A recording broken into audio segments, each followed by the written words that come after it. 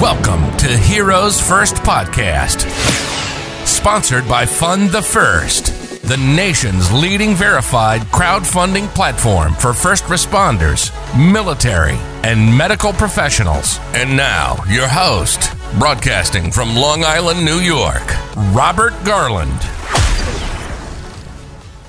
And thank you for joining this week's episode of Heroes First Podcast. Each week, you will hear from a new guest that portrays excellence in the first responder, military, or medical professional field. If you are an active or retired member of the service, or even a family member or a friend, then this show is for you. Our podcast is also proud partners with the Everyday Heroes Podcast Network and the Law Enforcement Today Podcast Network. I would like to now present to you our guest for episode 15 of this podcast series, Adina Perullo. Adina, how are you? Hi, I'm good, Bobby. Thanks. How are you? Great. It's a pleasure to have you on the show. I know while we were talking offline before we started, you said, maybe I'm not a good guest for the show. I listen to your other podcasts and there's all these other people that come on, but Adina, you're the perfect guest. You give hope to people that, and I'm getting chills saying this right now. I don't know if you can see the hairs on my, you give hope to people that need it. You know, what you're going through right now and, battling cancer, you're really giving hope to so many people, and it's incredible. And look at your spirits. You're so happy. Yeah. You're so happy, and Yes. that's great. I meet people that are going through this all the time, and they all have such high spirits. And I think and you could talk about this. I'm sure that helps you get through it. That's exactly it. I mean, when you are handed the worst card in the deck, there's nowhere to go but up. So I had my moments where I sat on the couch for a couple of days and let it sink in, and I've hit rock bottom. But at the end of the day, none of us know what our last day on this earth is going to be. I'm just more hyper aware of the fact that we don't all live forever. So I'm going to make the most of every single second that I have. So why would I waste it not being at the top of my game? No, that's great. And you're definitely doing that. Your husband's a police officer in the NYPD. He works in Queens, right? Yes, And he does. you have how many children? 2 children? I have 2 boys. Luca is 7 and Lorenzo's almost 5. Oh, wow. Wow. Very, very nice. So listen, giving them hope and letting them know that you're there with smiles on your face every day is so, so important. So Exactly. let's backtrack for a second. I just want to talk about the way we connected. Yeah. A mutual friend, I actually grew up with Michael Bracco. So Michael and I were close friends. Oh my God, he's got like the biggest family on earth. Yeah. Yeah, he does. So many brothers and sisters. It's incredible. But he had reached out to me and he mentioned what you were going through and mentioned everything. And he said, we got to get them on Fund the First. We got to do a campaign. And I said, Mike, by all means, let's do it. Get them on Fund the First and let's do it. And I'm going to show you a campaign for a moment, if you don't mind. Yeah, of course. So you have a fundraiser on our platform, and well, let's look at it. Let's see. So can you see my screen? I can. Okay. So your fundraiser is right up here. And this is for you. You had a goal of $25,000 and you're at $24,549. So if there's any, unbelievable. So if there's any listeners out there, please help them out get to their goal. It'd be incredible. Thank You you. got 397 donors, 107 shares. This has been everywhere. And I'm sure the outpouring of love has been so, how would you even describe that feeling? There really are no words to describe it. First of all, I am so grateful to you. I'm so grateful to Mike. I'm so grateful to every one of the 397 people who've donated, the people who've sent prayers, gifts, meals, gift cards. I have to say, before I went public with my re-diagnosis, I was feeling really horrible about it. I was worried for my family. I was worried for my children.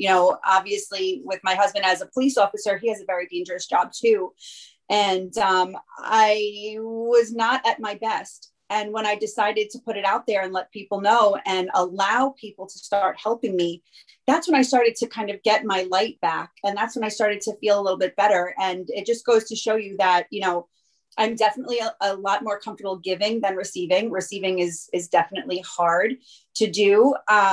But it's the one thing that I have never, ever had to question since the beginning, since I was first diagnosed in 2019. I've always had support.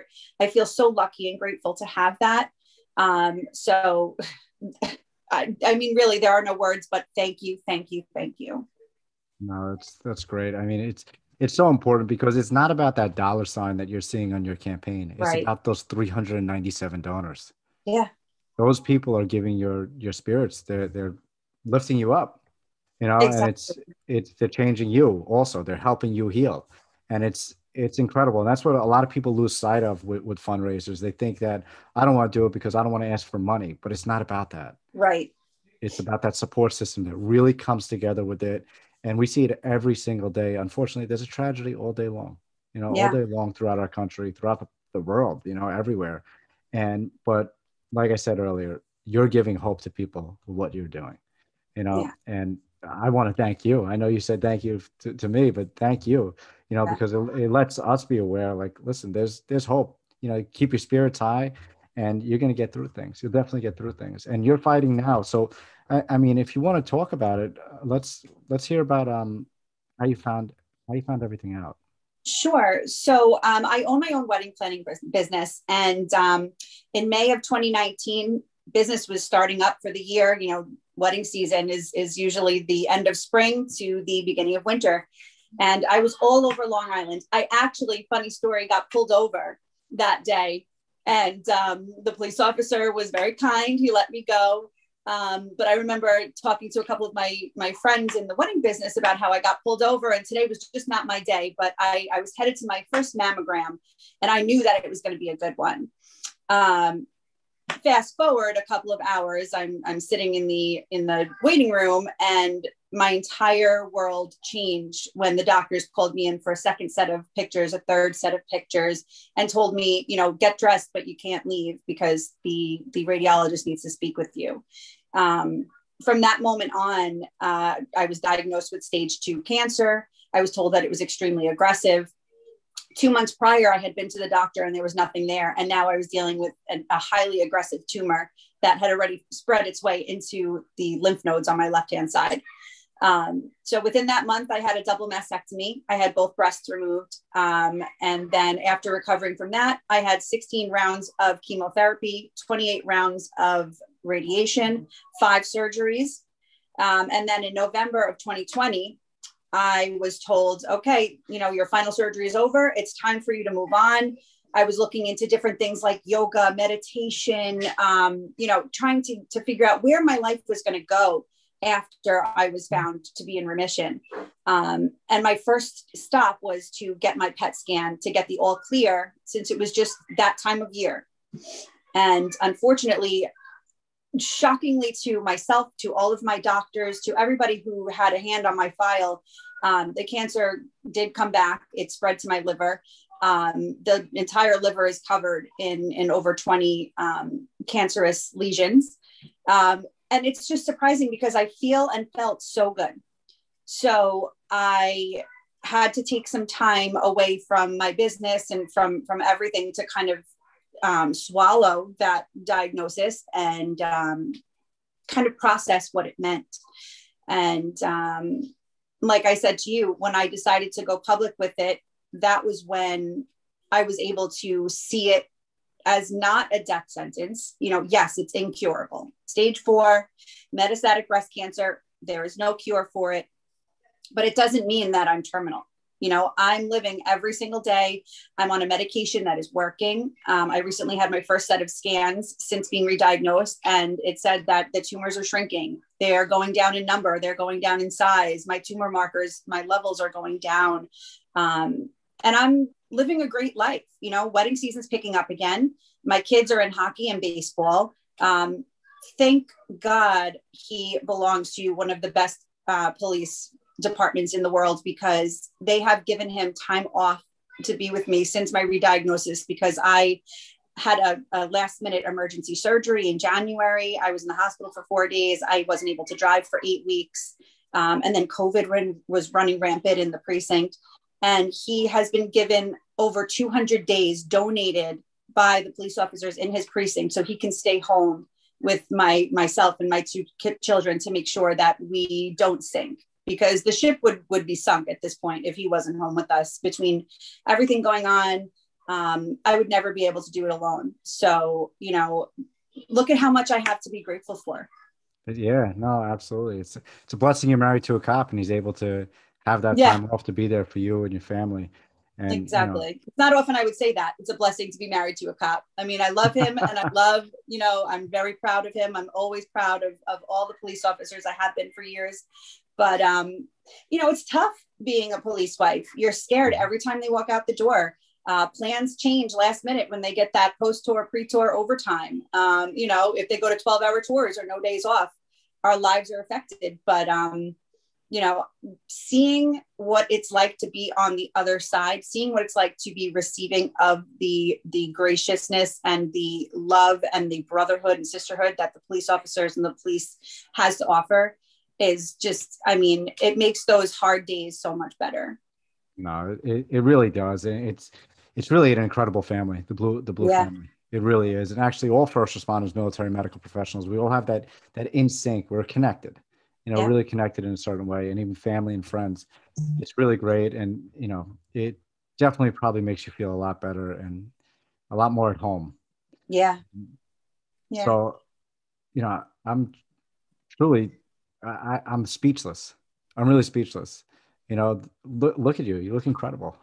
Thank you. You look incredible. And, just your spirits are so high. I can't say this enough. It's really great that you're really pushing through this and fighting. Definitely fighting and giving people hope. So let's backtrack for a second. So how did you and Matt meet? I'm sure that's a story. It's got to be a story. Let's hear it. Yeah. So we actually met second semester at CW Post. We were, I was 18. We were both 18. We were both 18 years old. So this is literally 18 years ago.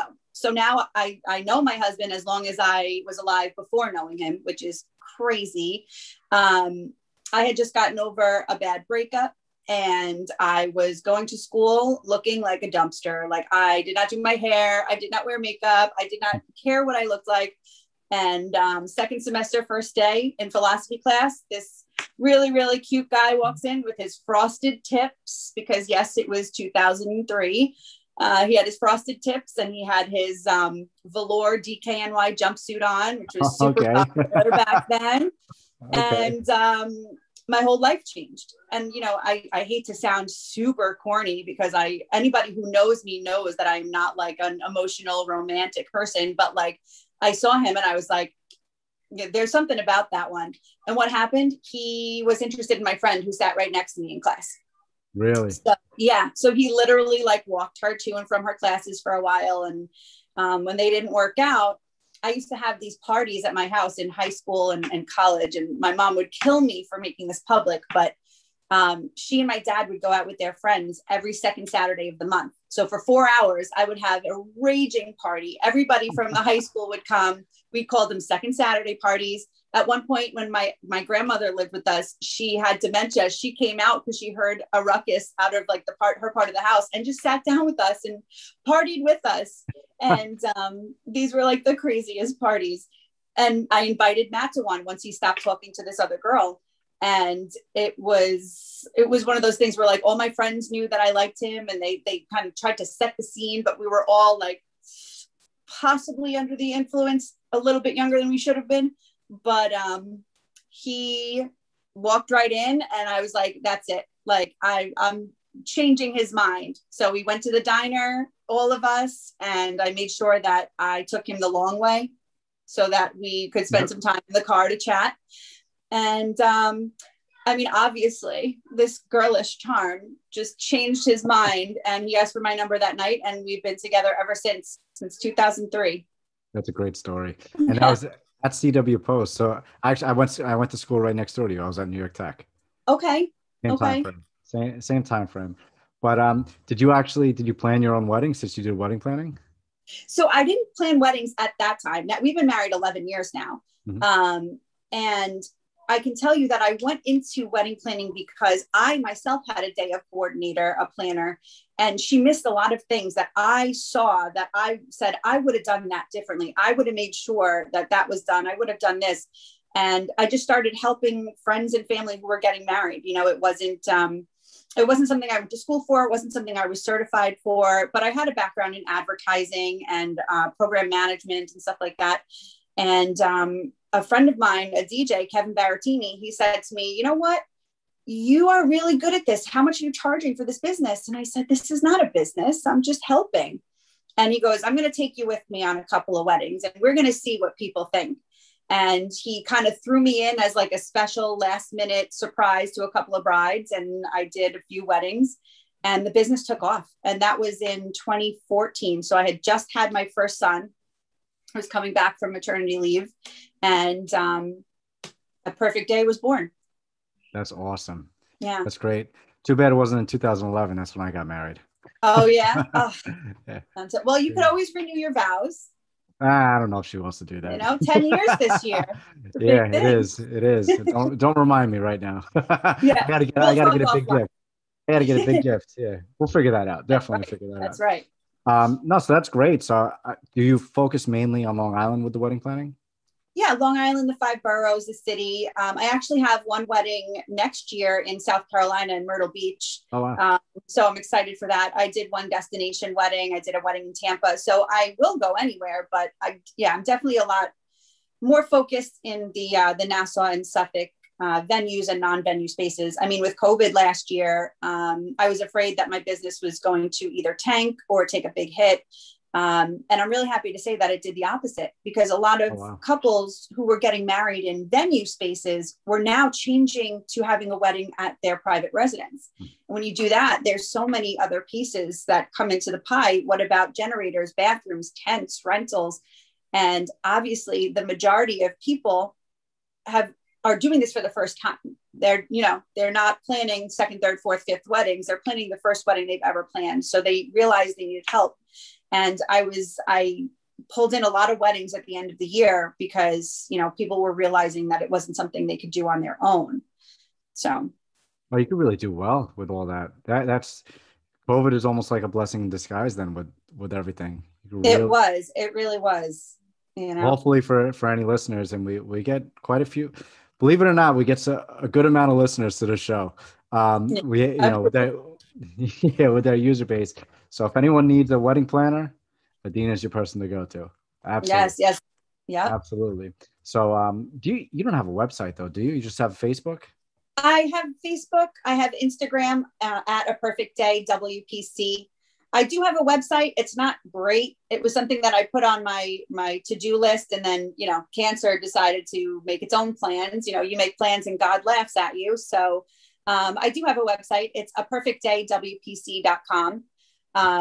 But don't go around there expecting to see the most beautiful website. It's sort of under construction. It's kind of been that way for about 4 years now. So that's okay. It's the word of mouth, right? And it's everything you're doing. So how can people contact you as well if they want to contact you? The best way to contact me would be either through a DM on Facebook. So like I said, at A Perfect Day WPC. They can shoot me an email at aperfectdaywpc@gmail.com. Or they can call me directly on my cell phone, which I'm probably not going to post here, but if you want to find me, you know how to find me. So I'll make sure that all that information is on the description of this video and on the description of the Spotify and everything. Amazing. But yeah, don't put your number online. I actually have my phone number is, and I haven't said this publicly, but it is, and it's a work phone number, but it is on the Fund the First website. Okay. I get calls all the time. Oh my God. I believe it. Text messages, calls, people, and it gets out of control sometimes. And sometimes beep, beep, beep, beep. Yeah, exactly. Yeah. You can't keep up. Yeah, no. So how do you know Mike Bracco? So Matt, my husband, Matt, his cousin, Jen, is Mike Bracco's wife's best friend. They were maid of honors in each other's weddings and everything. So I know his wife, Christina, very well just through Jen. They are, like you said, they're a big family. They are such a kind-hearted family. They came to Matt's cousin, Jen, to ask if this would be okay. And of course, it's hard for me to say yes, because whoever wants to be on the receiving end of a fundraiser, it feels, like you said, it feels weird to have that and to have people donate money to us, because you always wonder what people do with fundraiser money, so I can say that Fund the First is definitely great because it lets people know that they're donating and it's legit. that it's going to who they want to donate. And I know that, you know, a lot of first responders are very intelligent when it comes to scams and things like that. So they're always on the lookout. I can tell you, my husband specifically is always on the lookout to make sure that he's doing the right thing. So when he said, you know, there's this Fund the First thing, and I looked into it and I read about you and I read about it, I was really as excited as I could be to be a part, you know, to be on the receiving end. But I was really happy to be a part of something that was born in the first responder community and lets anybody and everybody know who has the means to donate that it's going exactly where they think it's going. Thank you. It really is important, you know, verification, especially in the day and age we live in right now. Think about the technology and everything that's going on, the fraud, the scams, forget about it. What we've built is a truly verified, trusted source for first responders, military, medical professionals to rely on. Right. For fundraising. They don't have to worry about someone copying their campaign, someone else using their name, you know, for the wrong purposes. So it's really important. Everything's verified. And like you said, it's a great platform. But I'm too young now. Now I'm talking about myself. That's not, not what we're here to do. You should. It's amazing. It's so let me ask you something. So we're on the Heroes First podcast, and I like to ask a few questions. So to me, a hero, what is a hero to you? But before you even say that, I'm going to say this right now, Adina, you're my hero. What you're going through, oh my God. No, I'm serious. I'm getting chills saying that. Yeah. It's incredible, your spirits and everything that you're going through. And I don't think that I could ever do that. I can't. I really can't. I've been in way less worse situations, and you know, I can't handle that kind of stuff. So, right. Thank you for giving people hope, and thank you for getting through this and fighting. You know, really, really thank you. But now the question is, what is a hero to you? I would say that a hero is somebody who shows up every day, no matter what the circumstances. So a police officer in the face of a world where they are not as respected or loved or appreciated as they were, but they show up anyway. A doctor who is in the face of COVID and has to see the unimaginable every single day, but comes back to work the next day. That's a hero. You know, a child who's bullied and comes back to school the next day and stands up and you know, gets through the day. That's a hero. Anybody who is facing, you know, adversity and stands up anyway and comes back anyway, that's a hero to me. That's perfect. I love hearing all the different answers that we get on the show. So with that being said, actually, you know what? Before I even ask this question, everything you've done in your life, wedding planning, meeting Matt and your kids, and obviously what you're going through right now, is there anything you would ever change? Would you do it all again? Change? No, but I would like to be the voice of change when it comes to certain things where certain cancers and certain things that go along with cancer are associated. So for example, I found out after I was diagnosed that I carry the BRCA2 gene mutation, which puts women and men at a significantly higher risk of getting cancer in certain parts of their body throughout their life. A woman with BRCA2 cancer has a 40 to 80% chance of getting breast cancer in their lifetime. And this is a test that is not done regularly. And I'll tell you this, my first son, Luca, was an in vitro baby. He was an IVF baby. Matt and I had tried for almost 2 years. We had no luck. And when you go through infertility, they test you for everything. I mean, I probably gave 30 vials of blood that first day. They check for everything, but they don't check for the gene mutation that can give you an 80% chance of getting breast cancer, ovarian cancer, melanoma, pancreatic cancer, and for men, prostate cancer. They don't check for that. So would I do things differently in my life? No, because if I had found out that I was a carrier of the BRCA2 gene when I was going through infertility, I may not have my 2 beautiful children right now. However, I would love to change the fact that women and men are not regularly being tested. I mean, family members of mine are at risk of being BRCA2 carriers, but they have to prove that somebody in their direct bloodline is already a carrier in order for them to even be able to get the test. There's just too many hoops to jump through for something that is so significant and puts you at such a high risk of getting cancer. So that is something I would change if I could. So now, if they find that early on, what can they do? Well, they can start with surveillance, right? So in New York State, the age for mammograms, I believe, has been lowered to 35.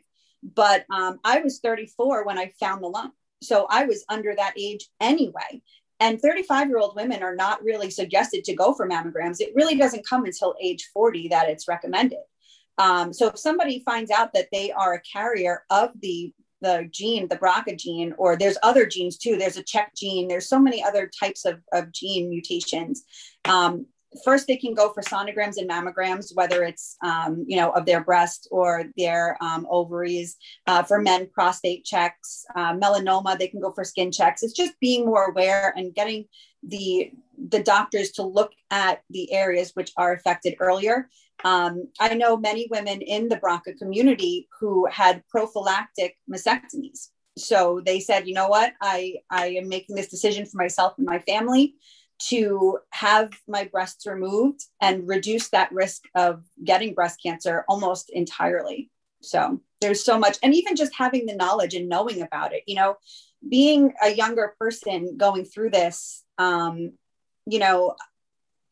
feel like you don't look at your life in terms of mortality. You feel invincible. You feel like, these things only happen to so-and-so's parents or so-and-so's grandmothers.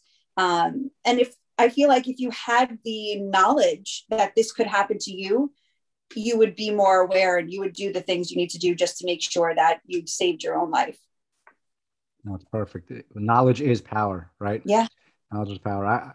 I go for a checkup every 6 to 8 months. I go in, I get blood work done. My wife's like, you got to stop. But I just freak out. I'm like, well, I got to check, you never know. Right. I got to check. You have to. So, yeah. So it's definitely, it's important to do that. You're right. And, thankfully, you're getting the help that you need right now. Yeah. Thankfully.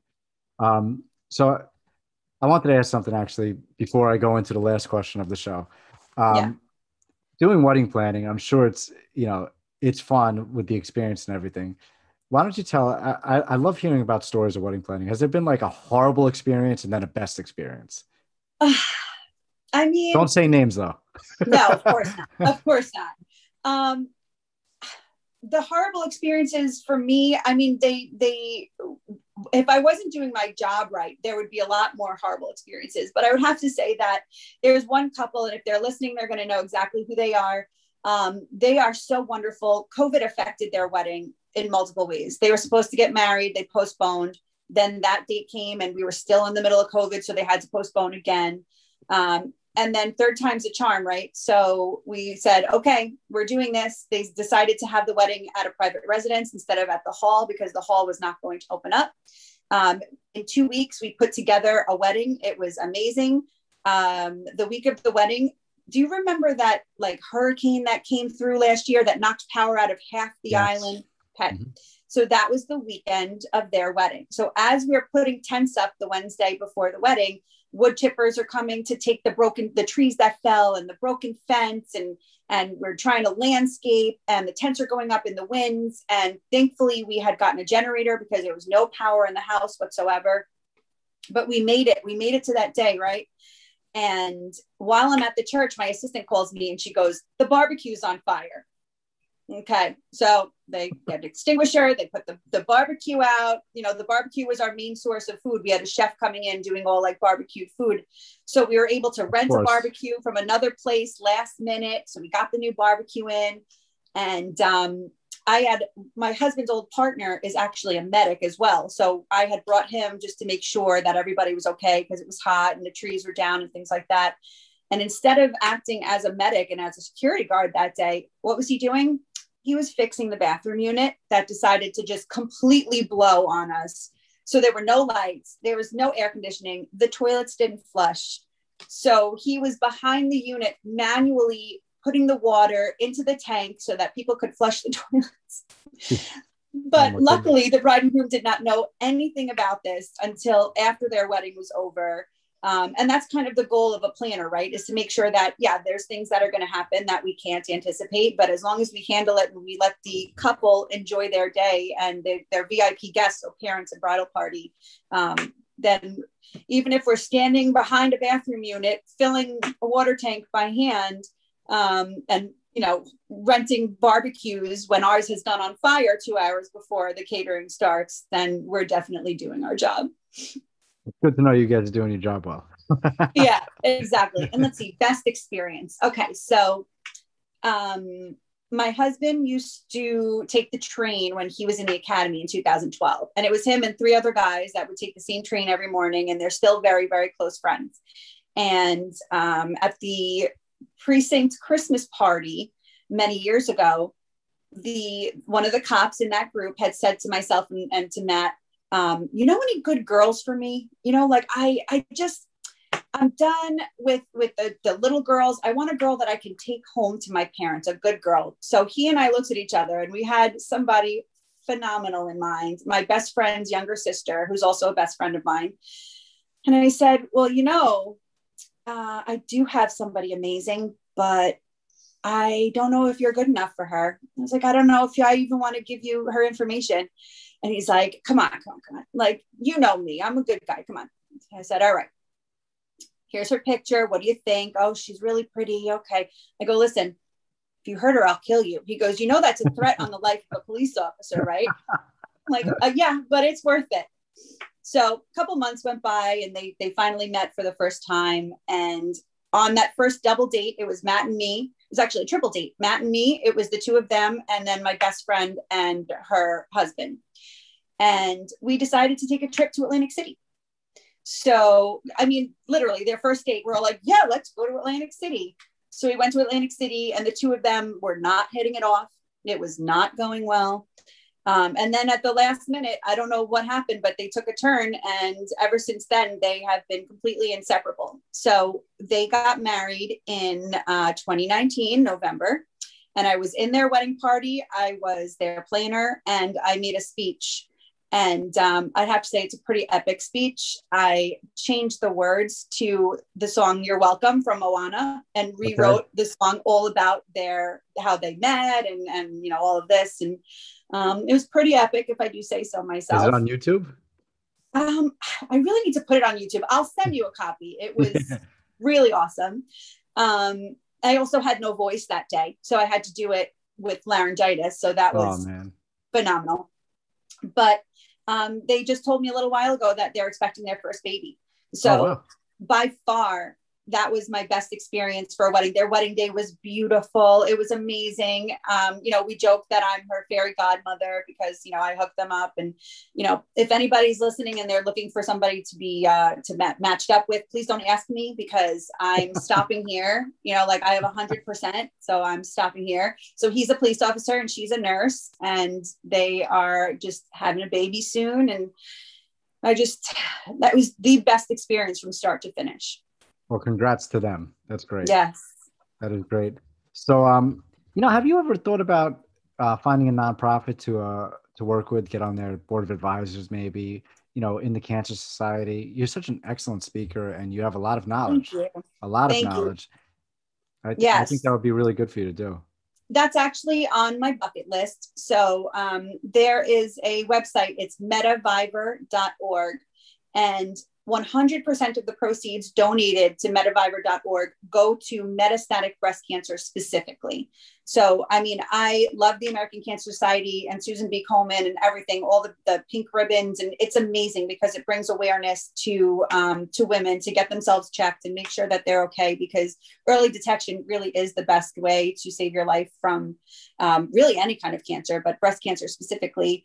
But when it's too late, and you already have breast cancer and now it's spread throughout your body, you need a place where you can donate that, you know, all of that money is being donated to Metaviver. So when somebody donates to breast cancer, only 2 to 5% of their donation goes to stage 4 cancer, which blows me away because I kind of feel like stage 4 is the only stage that takes women's lives from us. You know, that you're not, I don't want to say you're not ever, but chances are if you have stage 1, stage 2, stage 3, and you're able to beat it, unless it comes back, you are not going to perish from breast cancer.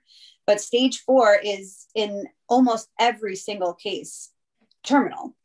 So I don't understand how more money doesn't go for research, for grants, for clinical trials. So they do some sort of event, and I don't want to speak too much to it because I don't know all that much about it, but where you go to DC and you can be a part of their advisory, a part of their panel, and speak as a patient and kind of, you know, let people know your story and what you've gone through, and try to advocate for more money. And I mean, you know this by now, I'm an open book. I have no filter. I want people to know all of my stories. I've been on television bald. I pulled my wig off on stage when I was the keynote speaker for the breast cancer walk in Riverhead in 2019. I want people to see what it's really like, because, you know, yes, I'm a very positive person, and, you know, I feel good most days, but I have my days where it's just like, why did this happen to me? What did I do in my life to deserve this? I don't live in that space, because if I did, it would be a much different story, but I do go there sometimes. And I want people to see I can have great, fantastic days, and I can have really horrible days, and anybody can, and that's okay.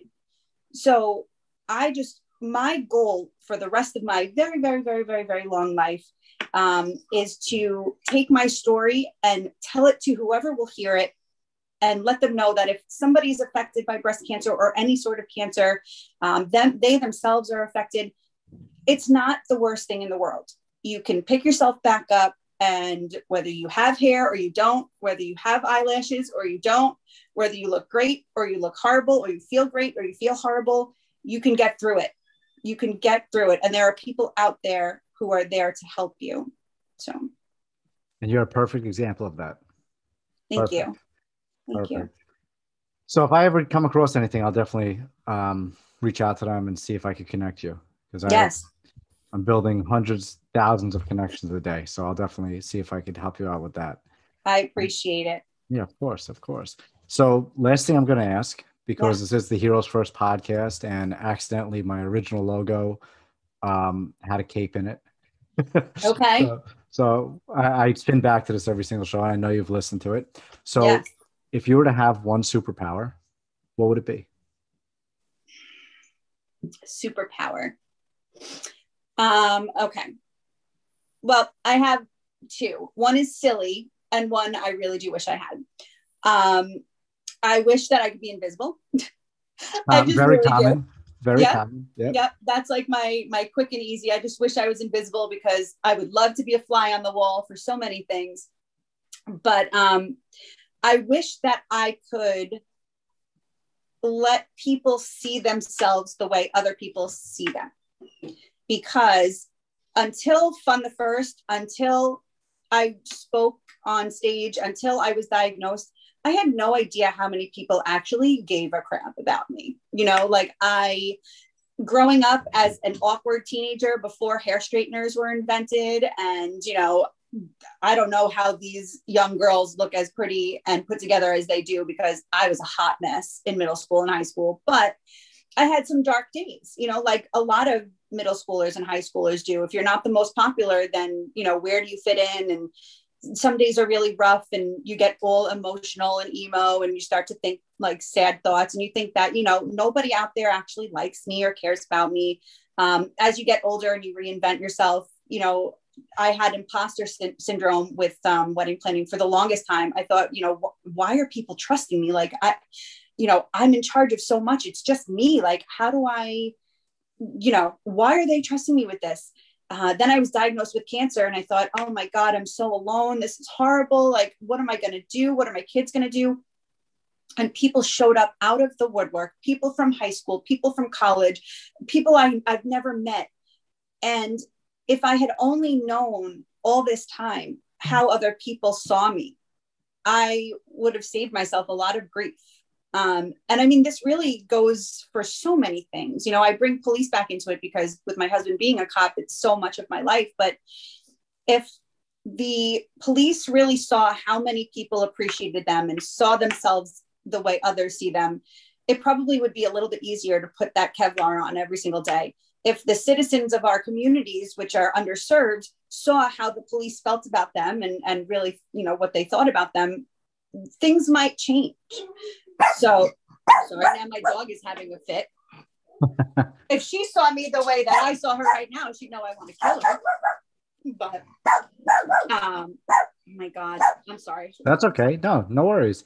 That superpower is actually something so unique and so different that a lot of people don't necessarily talk about. And I think that's very, I think it's humble, to be honest. Yeah.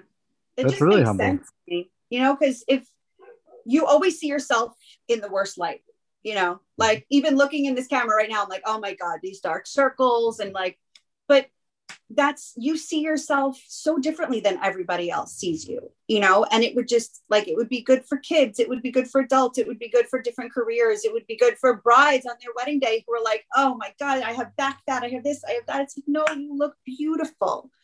So I just think it's something that would change the world. No, it really would. Really would. Well, hopefully your voice will change the world. I hope so. That's my goal. Hope so too. So Adina, it's been an absolute pleasure. And for all of our listeners for episode 15 of Heroes First podcast, thank you all, and we'll hear from you next time. Adina, thank you again. Thank you so much. You've been listening to the Heroes First podcast with Robert Garland. We hope you've gotten some useful and practical information from the show. Make sure to like, rate, share, and review. We'll be back soon, but in the meantime, make sure to visit fundthefirst.com and follow us on social media at fundthefirst. See you next time.